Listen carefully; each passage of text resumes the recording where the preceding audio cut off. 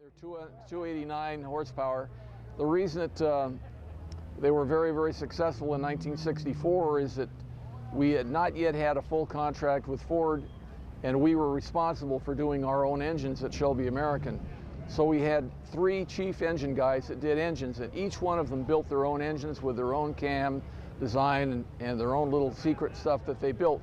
And that would enable us to do the development and get each engine better and better.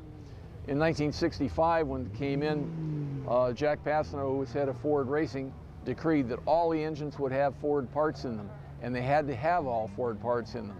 So when we had 11 cars that we took to Le Mans, and they were all built with Ford parts, they all failed because the heat treat on the headstones were wrong, and they all failed with head gasket problems.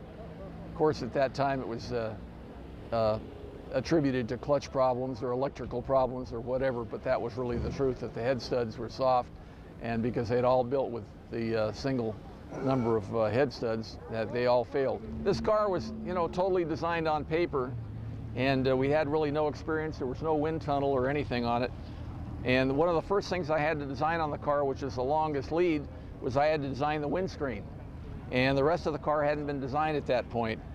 And there's a certain size rule that you have to have the windows and everything, so that pretty much determined how much tumble home or how much slant on the inside the windscreen was going to be. After I got to Europe, I found out they measured it different than they said they would in the rules, and I would have made it different.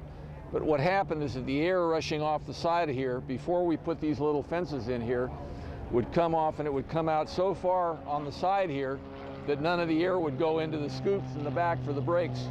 So we had to put these little bunny ears on the back, and it still didn't come in. So we went up and we put these little fences on here.